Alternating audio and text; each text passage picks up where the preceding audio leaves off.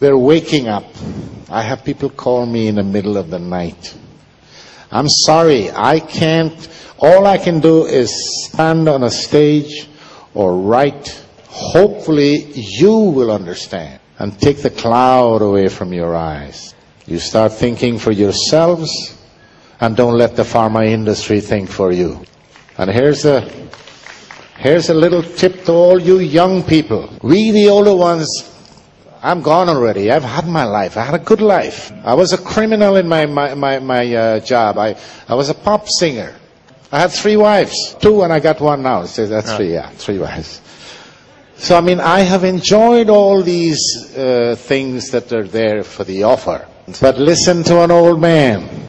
You young people, start to take care of yourselves. Take care of yourselves. Take care of your bodies. Don't fall for the junk that's out there. Stand up for what you believe is right for you. The reason you go to a doctor and the reason you go to the hospital is because you have not looked after yourselves. If you look after yourselves, you don't need to go. It's like the car. Tune up the auto. Use the right gas. Change the windshield wipers. Maintenance. If you do that, you don't need to see the mechanic. But if you don't maintain the car, then you have to go to the mechanic. It's not going to run properly. It's the same thing with your life. So, I am not going to get into more details about all of this.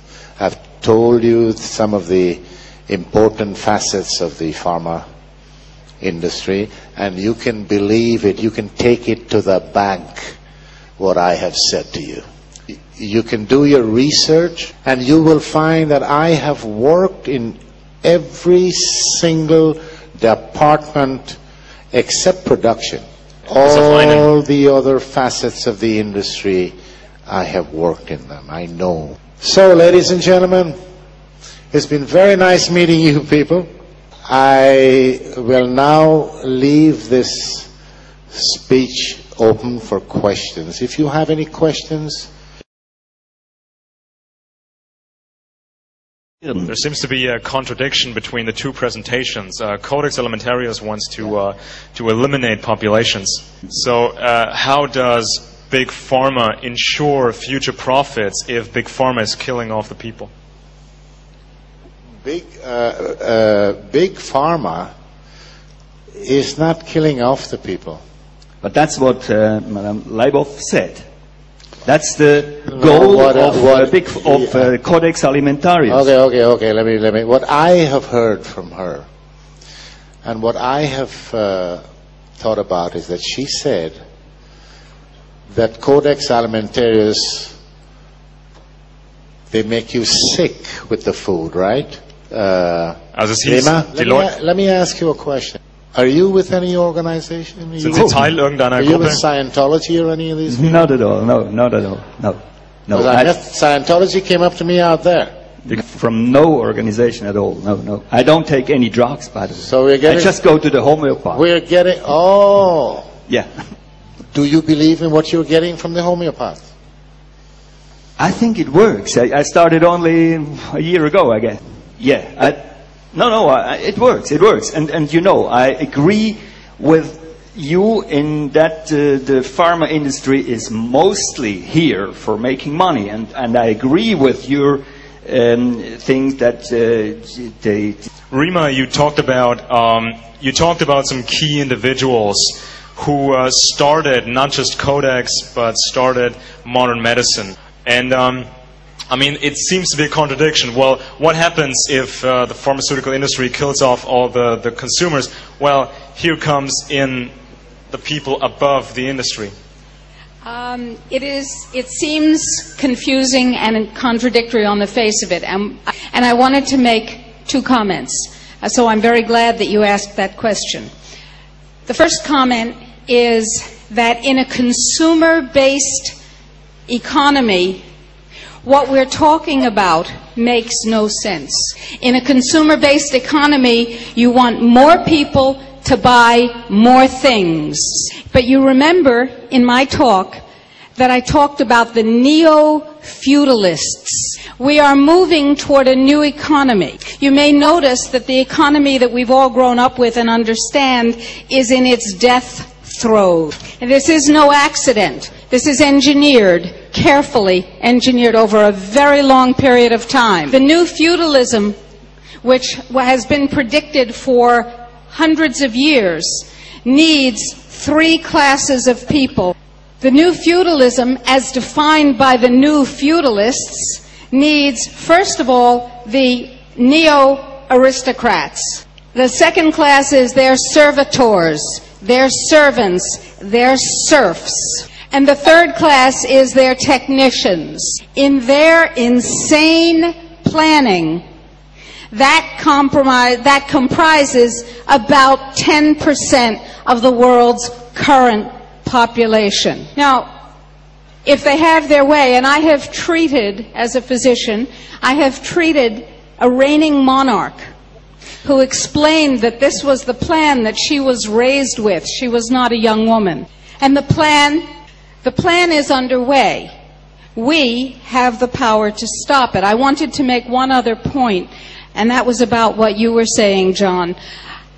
In the United States, and you know that very often bad things come from the United States and spread to Europe and the rest of the world. In the United States, there was a law enacted which was signed into law by the twice unelected President of the United States, George Bush. Yes.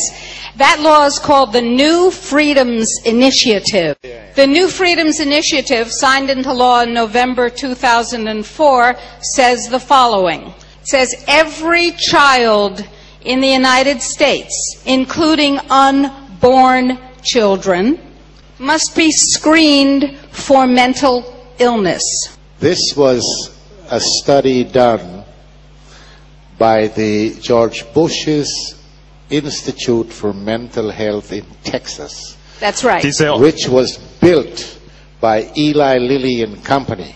I attended a meeting in 2007 in Berlin. I was invited there by the members of the Green Party, and I was supposed to say something, I don't know what. Started speaking, they cut me off because there was a group of psychiatrists begging the government for money to perform exactly what Rima just said. And that's why I'm telling you, but there's more. Step one, screen every child, including the unborn, by screening their mothers for mental illness. 2, let me just finish the steps. Okay. Step 2, treat on a mandatory basis every child who is found to have, quote, God help us, mental illness, which means every child. And step 3, screen and treat on a mandatory basis every single person who has any contact with children, because we have to protect the little dears. That means mothers, fathers, shopkeepers, school teachers, grandparents, neighbors. Thank you very much. Is that okay with your question? Ja, das war eine sehr wichtige Frage. Sehr wichtige Frage. It gets more scaring, and it gets to more relations than you ever thought. What you have to do, let me give you a little bit. You have to start thinking simple. You go into details that involves politics and politicians and people in power. You lose the goal. It's not easy to understand. It's not einfach for anybody. He said it's not easy to put yourself into that crazy elitist mindset, and it's hard to wrap your head around it. Thank God it's not easy. Thank God it doesn't make sense to us without Thank you work. guys. Thank you for your question. Thank you for your answers. All right, good. Okay, vielen Dank für den unglaublichen Vortrag. Thank you very much, ladies and gentlemen. I hope I see you again. Ich hoffe. Oh, don't forget, the book is on sale over there.